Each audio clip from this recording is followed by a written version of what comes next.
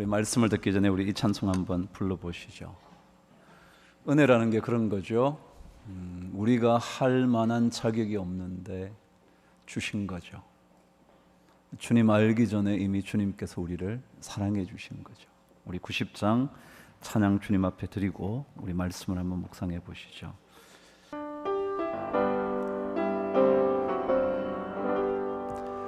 주 예수 내가 알기 전 날 먼저 사랑했네. 그 크신 사랑 나타나 내 영혼 거듭났네. 주 내 맘에 늘 계시고 나 주의 안에 있어. 저 포도비유 같으니 참 좋은 나의 친구. 내 친구 되신 예수님 날 구원하시려 그 귀한 몸을 버리사 내 죄를 대속했네. 나 주님을 늘 믿으며 그 손을 의지하고 내 몸과 마음을 바쳐서 끝까지 충성한 내 진실하신 친구여. 그는 내 내려주사 날 항상 보호하시고 내 방패 되옵소서. 그 풍성한 참 사랑을 뉘는 이 끈을 소냐.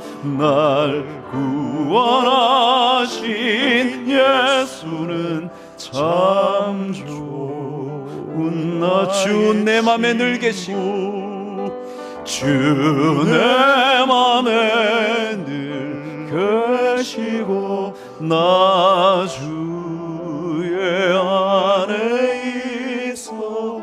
저 포도비유 같으니 참 좋은 나의 참 좋은 나의 친구. 말씀 가나의 혼인잔치 말씀 한 번 더 읽고 말씀 묵상하도록 하죠. 이번엔 여러분이 1절 한번 읽어보실래요? 제가 2절을 읽도록 하겠습니다. 시작.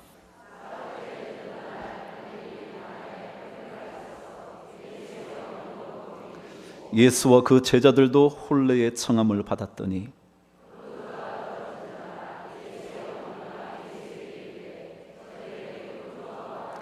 예수께서 이르시되 여자야 나와 무슨 상관이 있나이까? 내 때가 아직 이르지 아니하였나이다.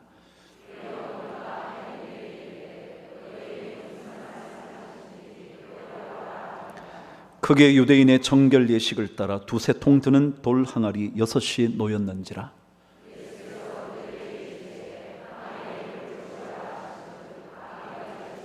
이제는 떠서 연회장에게 갖다 주라 하시매 갖다 주었더니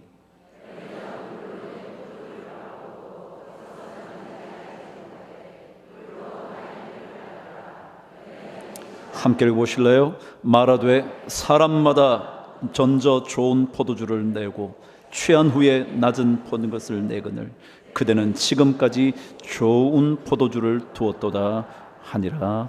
아멘. 믿음 생활은 신비한 경험 해보는 거라 말씀을 나눴죠.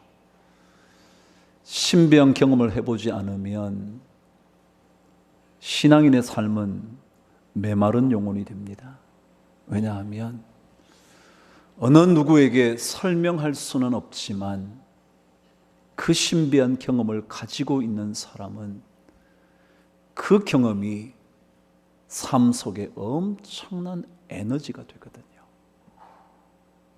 누구에게 설명해도 이해하지 못하는 일이라 할지라도 내 가슴 속에 그 뜨거운 경험은 나의 삶을 딛고 일어설 수 있게 하는 진정한 힘이거든요.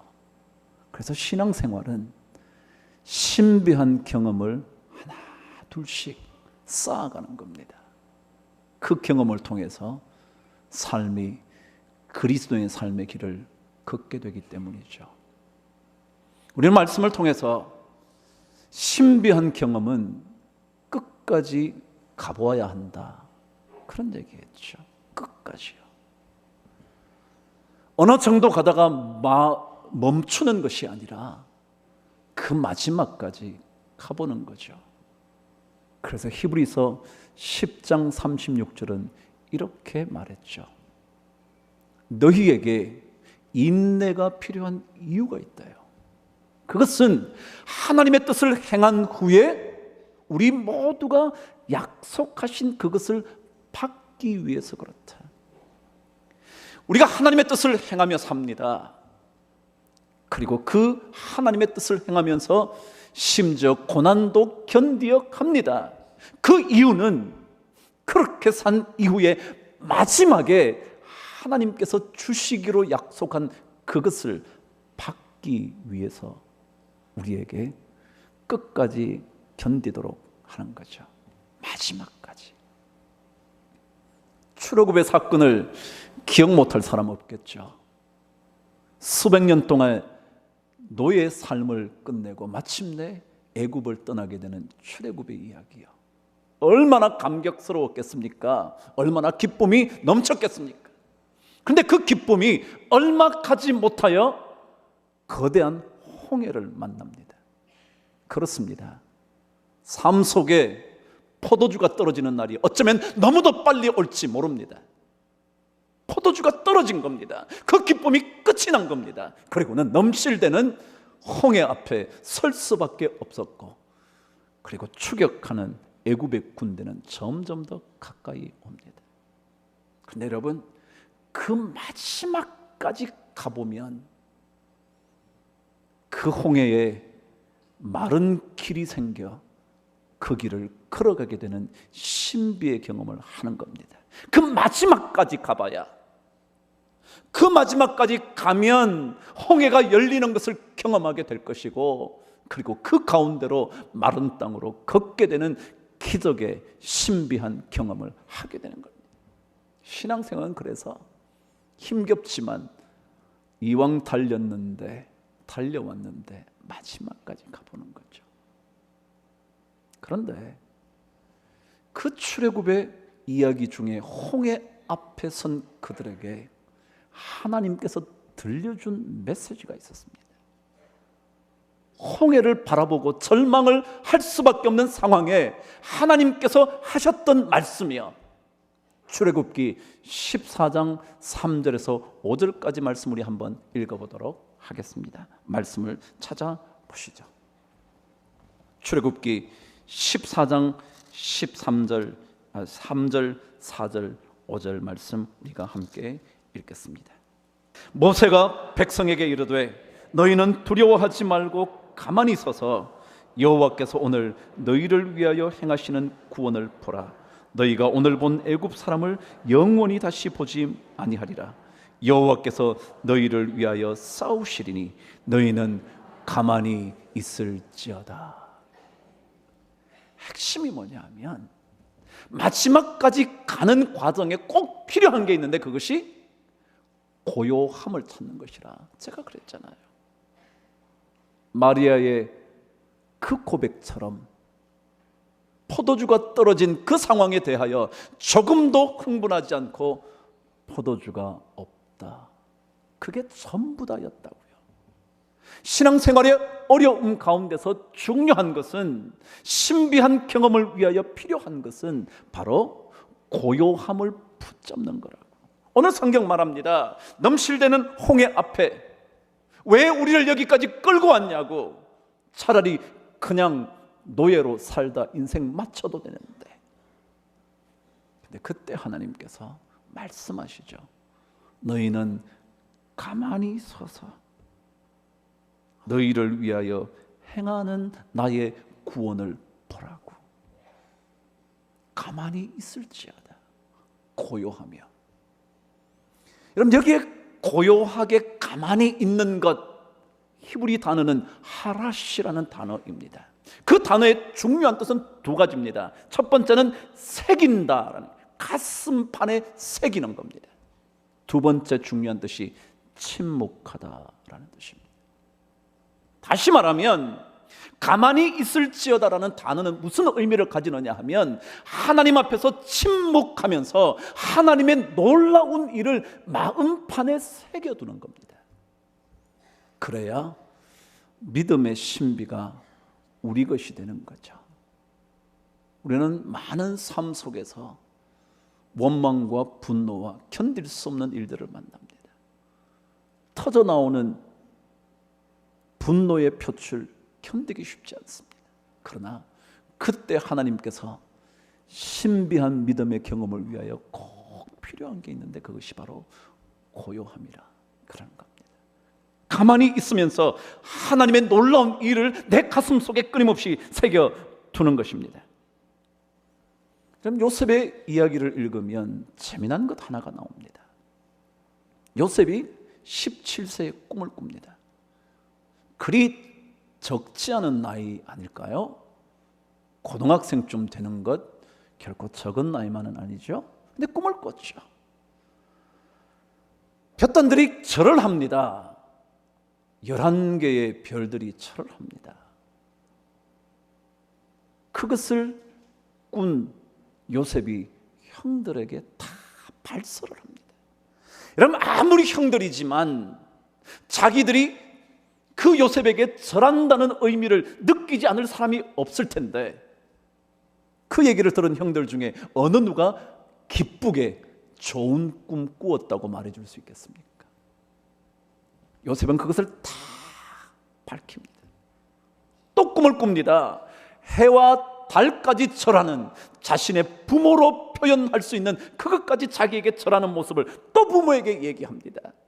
아무리 자식이지만 그런 이야기를 듣고 선뜻 좋은 꿈이라고 말해주기가 쉽지 않을 겁니다.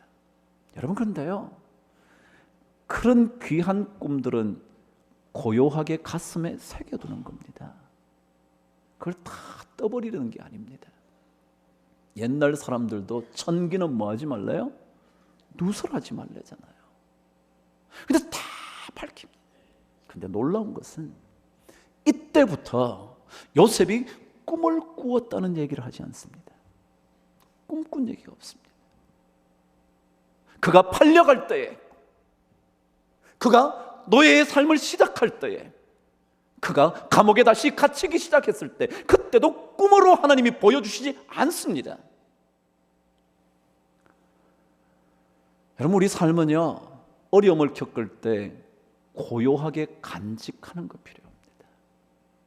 마치 한 번도 남자를 가까이 해보지 않은 마리아가 잉태하게 될 거라는 얘기를 듣고 가만히 생각하더라, 그렇게 기록한 것처럼 생각해보는 겁니다. 고요함을 잃어버리지 않는 겁니다. 그래야 신앙생활은 신비한 경험의 단계로 계속 가게 됩니다. 주님은 광풍 가운데서 말씀하시지 않습니다. 불처럼 뜨거운 신비한 경험만을 말하지 않습니다. 오히려 세미한 음성으로 자꾸만 우리에게 말씀하십니다. 그래서 고요함을 간직하는 거예요. 여러분과 저에게 견딜 수 없는 순간들을 만나도 그때마다 내 자신 속에 일어나는 분노를 잠재우고 고요함을 붙잡을 때 우리는 신비한 경험의 단계로 한 걸음 한 걸음 더 나아갈 겁니다.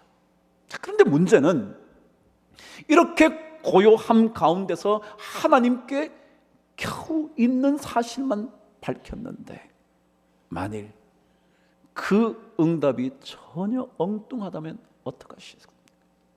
오늘 말씀 4절은 이렇게 기록되어 있습니다. 저와 함께 읽어보실까요? 시작. 예수께서 이르시되 여자여 나와 무슨 상관이 있나이까 내 때가 아직 이르지 아니하였나이다. 여러분, 만일 우리가 그래도 참고 참으면서 인내하면서 침묵하면서 하나님께 매달려 있었는데 기껏 주님께서 그게 나하고 무슨 상관이야? 네가 고통받는 게 뭔 상관인데 나하고 아직까지 때가 아니야 라고 말씀하시면 여러분 어떡하실래요? 이게 신앙의 위기 아닙니까? 우리는 그래도 한번 잘해보려고, 그래도 예수 믿어서, 내가 예수만 안 믿었어도 이러지 않을 텐데 내가 예수 믿어서 이러고 있는데 주님께서 야, 때 아닌 거 가지고 그러지 마. 여러분, 그 말 듣고 어떡하실래요? 대답이 어찌 나와 무슨 상관이 있나이까? 무슨 상관이 있어? 라고 말씀하신다면 여러분 어떡하실래요? 여러분, 이 상관이 있나이까라는 이 히브리적인 어법은요, 어떤 뜻이냐 하면 다른 사람의 요구를 거부하고 그 사람의 요청 자체를 무효화시키는 이야기입니다. 그러니까 진짜 관계없다는 거예요. 나하고 관계없다는 거예요. 여러분, 그럴 때 여러분 어떡하실래요? 진짜 마음속에 일어나는 불안과 두려움과 원망과 그 사람을 향한 분노를 억누르면서 고요함을 유지하려고 몸부림치면서 하나님께 얘기했는데, 야, 뭔 그런 걸 가지고 그러냐? 라고 말씀하신다면 여러분 어떻게 하실래요? 근데 이때 이 말을 들었던 마리아의 그 다음 이야기가 하나님의 신비를 경험하는 중요한 단서가 된다는 거예요. 저와 함께 5절 말씀을 읽겠습니다. 시작. 그의 어머니가 하인들에게 이르되 너희에게 무슨 말씀을 하시든지 그대로 하라 하니라. 여러분, 주님께서 거절하시듯, 아니 아예 거절하시는 그 말씀을 한 것에 대해서 마리아가 이렇게 말합니다. 그 거절의 이야기를 듣고도 하인들에게 예수님이 뭐라고 말씀하시든지 그대로 해. 무슨 얘기 같으세요? 예수님이 무엇을 할 거라는 거예요? 안 할 거라는 거예요? 여러분, 다시 말하면 하나님의 신비를 경험하려면 고요함 가운데서 거절당하는 말씀을 듣는다 할지라도 여전히 하나님을 기대할 필요가 있다는 거예요. 여전히 기대할 필요가 있다는 거예요. 우리는 안 된다 그러면 그때부터 이제 흥분이, 이제껏 참았던 흥분을 다 터뜨려요. 하나님, 내가 이만큼 참지 않았냐고, 이게 보통 일인 줄 아냐고, 주님도 한번 당해보시지 그러냐고 라고 할 만큼 그런 얘기가 그때부터 쏟아져 나와줘요. 그런데 마리아는 그때 오히려 하나님을 기대하는 겁니다. 하나님께서 무언가를, 주님께서 무언가를 하실 것이라는 기대하는 마음을 포기하지 않고 있는 겁니다. 그래서 하인들에게 주님께서 무슨 말 할 텐데 그 말씀 그대로 해봐. 참 놀라운 거죠. 우리는 응답되지 않을 때 멈춰버리죠. 끝내버리려고 하죠. 아니, 그때에도 주님의 역사를 기대할 수 있는 사람, 여전히 기대하면서 주님께서 무언가를 말씀하시면 그대로 해봐 라고 말할 수 있는 그 사람이, 내 때가 아직 아니라고 말씀하셔도 무언가를 여전히 하실 것이라고 기대하는 마음을 저버리지 않는 것. 이삭을 바치라는 명령을 들은 아브라함이요, 어떻게 이런 하나님일 수 있을까? 그러나 하나님께서 그 무언가를 하실 것임을 기대하고 자식을 바칠 수 있으면, 그러면 신비를 경험하게 되는 거죠. 여러분 이런 찬양 한번 불러보셨나요? 주님이 주신 땅으로 한 걸음씩 나아갈 때에, 그 다음 뭔데요? 수많은 적들과 강대한 성이 나를 두렵게 하지만, 그렇잖아요. 진짜 주님을 의지하고 주신 땅으로 가겠다고 결정해서 가는데, 가는 길 앞에 매번 나타나는 게 수많은 적들과 엄청난 성들이 우리를 막고 있을 때, 그때 어떡할 거냐고요. 그 다음 찬송이 그렇죠. 주님을 신뢰함으로, 주님을 의지함으로, 주님이 주시는 담대함으로 큰 소리 외치며 그 다음 뭔데요? 이 산지를 내게 주옵소서. 하나님이 아니라고 말해도요, 여러분 우리 마음속에 주님 이 산지를 주옵소서 기대하는 마음 포기하시면 안 됩니다. 그러면 포기하는 순간 그것으로 주님의 신비는 끝이 나는 겁니다. 저는 마리아의 이 말이 얼마나 좋은지, 분명히 안 된다고 말했는데 주님의 때가 아직 이르지도 않았다고, 주님의 첫 번 기적을 아직 사실은 행할 때도 아니라고 주님 말씀하시는데도, 그래도 주님 무슨 말씀하시면 그대로 해봐. 그럼 신앙은요, 주님의 대답이 엉뚱해도 여전히 주님을 끝까지 기대해 보는 것입니다. 끝까지 가봐야 신비를 경험한다, 그렇지 않았습니까? 딸을 고쳐달라고 주님께 외치는 여인이 있었죠. 가나안 여인, 스로보니게 족속의 여인이었죠. 주님이 뭐라 그러시나요? 무슨 소리 하냐고. 자식을 위한 이 떡을 자식 외에 누구에게 주겠냐고. 어떻게 개들에게 주는 게 맞겠냐고. 개 같은 족속에게 주는 게 어찌 그게 적당한 적절한 일이냐고. 그때 그 여인이 뭐라 그러는지 기억하시잖아요. 주님 맞아요, 옳소이다마는, 주님 옳소이다마는, 그러나 개들도 자식의 상에서 떨어지는 부스러기를 먹지 않습니까? 그럼 이게 뭐냐면요, 하나님을 끝까지 기대하는 거예요. 아니라고 말씀하셔도요, 여러분 하나님께 끝까지 기대하는 마음 놓치면 안 돼요. 하나님이 자식을 빼앗아가기 위하여 이삭을 바치라 그러는 게 아니거든요. 자식이 지금 저렇게 고통받고 있는데 고통 중에 계속 있으라고 자녀의 떡을 취하여 개들에게 주는 것이 마땅치 않다고 말씀하시는 게 아니거든요. 그래서 그 기대함을 놓쳐버리지 않는 거죠.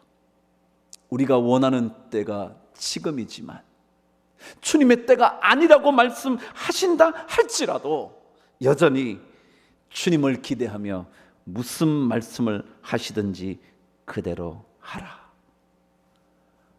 그 이야기를 할 수 있다면 그 사람은 신앙의 신비를 경험하게 될 겁니다.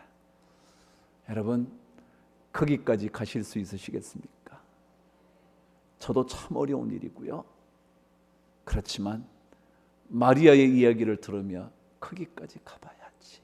그래, 주님의 때가 아니라고 말씀하셔도 주님 기대하는 마음 포기하지 말아야지. 오늘 결론이에요. 그런데 여전히 주님을 기대하는 사람에게 꼭 품고 있어야 하는 생각 하나가 있어요. 품고 있어야 하는 생각. 오늘 말씀 저와 함께 6절에서 10절까지 말씀을 한번 읽어보도록 하겠습니다. 저와 함께 다시 한번 요한복음 2장 6절에서 10절까지 말씀을 읽도록 하죠. 찾으셨나요? 저와 함께 말씀을 읽습니다. 자, 시작합니다. 시작. 거기에 유대인의 정결 예식을 따라 두세 통 드는 돌 항아리 6이 놓였는지라. 예수께서 그들에게 이르시되 항아리에 물을 채우라 하신즉 아기까지 채우니 이제는 떠서 연회장에게 갖다 주라 하심에 갖다 주었더니 연회장은 물로 된 포도주를 맛보고도 어디서 났는지 알지 못하되 물도온 하인들은 알더라. 연회장이 신랑을 불러 말하되 사람마다 먼저 좋은 포도주를 내고 취한 후에 낮은 것을 내거늘 그대는 지금까지 좋은 포도주를 두었도다 하니라. 저는 주님을 끝까지 기대하는 사람에게 갖고 있어야 하는 마음 하나가 있다 생각이 들었습니다. 그게 뭐냐 하면 주님은 그 어떤 것을 가지고도 놀라운 일을 행하실 수 있는 분이라는 사실 믿어야 한다는 겁니다. 그 어떤 것이어도 그것이 손을 씻고 그것이 몸을 씻고 그것이 그릇을 씻는 물통에 불과하다 할지라도 그 물통 가지고도 하나님의 놀라운 기적을 일으킬 수 있는 분이다. 그걸 믿어야 된다. 우리 그걸 안 믿어요. 왜냐하면 우리의 한계가 그분의 한계인 것처럼 생각할 때가 많아서요. 우리의 이성에 갇혀서 우리 이성 그것을 넘어서는 일은 조금도 생각하지 못하는 사람이기가 쉬워서. 그런데 주님은 손 씻는 물통 가지고도 가장 좋은 포도주를 낼 수 있는 분이에요. 그걸 믿어야 돼요. 하나님은 그 무엇을 가지고도 상관없어요. 여러분이 아무리 보잘것없어도 아무런 문제가 없어요. 하나님께서 바꾸시려고 작정만 하시면 여러분의 인생이 손 씻는 물의 인생에서 포도주의 인생 될 수 있어요. 그거 믿어야 돼요. 겨우 물매에 불과하지만 골리앗이라는 거대한 장군을 무너뜨릴 수 있어요. 조그마한 지팡이에 불과하지만 홍해를 향하여 손을 들면 그 지팡이를 들면 홍해는 갈라질 수 있어요. 그것이 나귀뼈에 불과하지만 1000명을 죽일 수 있어요. 그것이 횃불과 항아리에 불과할지 모르지만 미디안 족속과 아말렉 족속과 동방의 모든 함께한 군사들을 무찌를 수 있어요. 300명만 가지고도. 그걸 믿어야 돼요. 그럼 신앙은 이것을 믿을 때 신비를 경험합니다.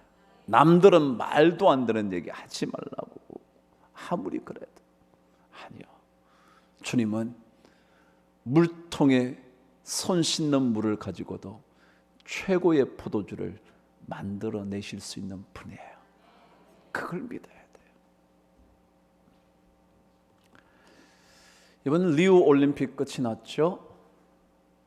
그 올림픽이 끝이 나면 아무도 관심을 기울이지 않는 또 다른 올림픽이 열리죠. 장애인 올림픽이요. 그걸 가리켜 패럴림픽이라고 그럽니다. 영어로 paralyze, 마비가 된 사람들이 올림픽을 하는 패럴림픽이라고 열리기 시작을 합니다. 근데 이번에 그 패럴림픽에서 놀라운 일 하나가 벌어졌습니다. 그게 뭐냐면 육상 1500m에 기록 하나가 세워졌는데 알제리의 선수가 금메달을 땄습니다. 그는 시각장애인이었습니다. 20도밖에 못 본다니까. 우리는 360도를 보잖아요. 근데 그는 보면 그것밖에 안 보인다.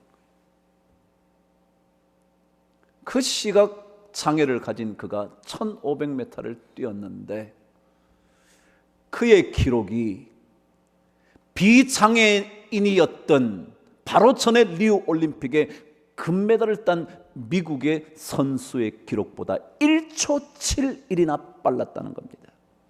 아무도 안 놀라시지만 여러분 100m를 한 9초 만에 뛰잖아요. 그죠? 그러면 1초에 몇 메타 뛴다는 거예요? 계산이 안 되나요? 여러분 100m를 10초에 뛴다 그러면 1초에 몇 미터 뛰냐고요? 10m를 뛰는 거예요. 여러분 상상이 돼요? 그만큼 빨리 뛰어요. 그러니까 1초라는 것은요 10m나 갔다는 거예요. 1초 7이면 15m, 20m 가까이 가는 거예요. 그만큼 차이가 나요. 근데 이 장애인이 비장애인인 미국의 메시모라는 사람 뭔지 그 사람의 기록보다 1초 7일이나 빨랐다는 겁니다. 더 놀라운 거는요 그 장애인들의 1500m 기록의 2위, 은메달, 3위, 동메달도 못 받은 4위까지도 장애인이 아닌 비장애인이 금메달 기록보다 더 빨랐다는 거 아니야. 여러분 이게 상상이 돼요? 여러분 제가 그냥 이 기록이 안 나왔을 때 얘기했다고 합시다. 여러분 시각장애자가 올림픽에서 뛰어가지고 장애인이 아닌 사람이 세운 기록보다 1초 7이나 빨랐어. 그럼 믿을래요? 여러분 안 믿을래요? 지금 제가 다 얘기하니까 믿지. 다 얘기했으니까 그래 뭐 그렇다는 거야. 그렇다. 여러분 우리 사람 일에도요 우리가 생각지도 못하는, 아니 생각에서 벗어나는 일들이 있을 수 있어요 없어요? 있어요. 하물며 하나님께 그런 일 없겠습니까? 여러분 이걸 믿어야 돼요. 에스겔의 환상을 기억하지 않습니까? 에스겔 하면 생각나는 말씀이 그거밖에 없잖아요. 마른 뼈의 환상이야. 그 마른 뼈를 향하여 하나님이 묻습니다. 야, 이 마른 뼈가 과연 살아나겠냐? 살아납니까 안 납니까? 빨리 얘기하세요. 우리는 읽었으니까 그런단 말이지. 근데 안 읽었으면 뭐예요? 그럴 리가 있냐고. 어떻게 저 뼈다귀들이 어떻게 저게 살아나겠냐고. 여러분 그러지 않겠어요? 그런데요 성경 에스겔 37장에 보면 이런 말씀이 등장합니다. 3절 4절부터 한번 가볼까요? 저 여러분 말씀에 나올 겁니다. 에스겔 37장 3절 저와 함께 읽습니다. 시작. 그가 내게 이르시되 인자야 이 뼈들이 능히 살 수 있겠느냐 하시기로 내가 대답하되 주 여호와여 주께서 하십시오. 그러죠. 여러분 우리는 어떻게 대답하겠어요? 이게 안 살아난다 그러려니 하나님 말씀이니 뭐라고 말하기 어려워. 뭐라 그랬겠어요? 주님이 하시지 않냐고. 그 다음 말씀이에요. 자, 저와 함께 4절 읽습니다. 시작. 또 내게 이르시되 너는 이 모든 뼈에게 대언하여 이르기를 너희 마른 뼈들아 여호와의 말씀을 들을지어다. 그 다음 5절 말씀이요. 시작. 주 여호와께서 이 뼈들에게 이같이 말씀하시기를 내가 생기를 너희에게 들어가게 하리니 너희가 살아나리라. 뭐가 들어가면요? 생기가 들어가면. 여러분 인간을 창조하실 때 하나님께서 흙으로 창조하시고 그게 뭘 집어넣었다 그랬어요? 생기를 불어넣었다 그랬잖아요. 흙이 생명이 되는 겁니다. 이 생기라는 말이요 히브리의 그 유명한 루아흐라는 단어요, 이 호흡이라는 단어, 숨이라는 단어요, 숨결이라는 단어요. 이 단어의 뜻이 뭐냐 하면, 여러분 씨앗 보신 적 있나요? 본 적 있죠. 그 씨를 뿌리면 뭐가 나나요? 코스모스 씨앗이라면 코스모스가 날 거예요. 씨앗은 아무것도 아닌데 저기에서 뭐가 나겠냐고. 그런데 루아흐라는 뜻이 뭐냐면 그런 씨앗 안에 보이지 않는 생명의 힘, 그걸 가르쳐 뭐라 그런다고요? 루아흐라고. 보이지 않지만 그 속에 담겨져 있는 힘, 에너지, 생명, 그게 루아흐예요. 그럼 하나님은 어떤 분이냐 하면 우리에게는 아무것도 없는데 씨앗 진짜 이거 메말라 버린 것 같은데 이게 무슨 땅에 뿌리면 나겠냐고, 이게 어떻게 나무가 되겠냐고 생각하겠지만, 그러나 하나님은 그 속에 뭘 담아두었어요? 생명의 숨결을 담아두었어요. 그게 엄청나게 거대한 나무, 공중에 새들이 깃들일 수 있는 나무, 아름다운 향기를 퍼뜨릴 수 있는 그런 놀라운 신발. 마른 뼈 같은 인생도 살려내실 수 있는 그거거든요. 그런 하나님을 우리가 믿어야 됩니다. 그래야 신앙은 신비를 경험합니다. 여러분 참 신기하지 않나요? 정자와 난자가 만나서 X 염색체와 Y 염색체가 만나서 하나의 생명을 만든다는 게 얼마나 여러분 신비해요. 그것을 이루실 수 있는 분이 누구라고요? 하나님입니다. 손 씻는 물에 불과할지라도 그 물을 가장 좋은 포도주로 만들 수 있는 그 전능하신 하나님, 그 하나님을 믿어야 할지니라. 누구든지 그분에게 나아가는 자는 반드시 그가 계신 것과 그를 찾는 자들에게 뭐요? 상 주시는 이심을 믿어야 할지니라. 그럼 한 주간 또 신비를 한번 기대하시면서 살아보시죠. 이게 신앙이니까요. 몇 주 동안 더 신비의 경험 얘기할 거예요. 그냥 한번 묵상하시면서 한 주간 잘 보내시기를 바랍니다. 기도하겠습니다.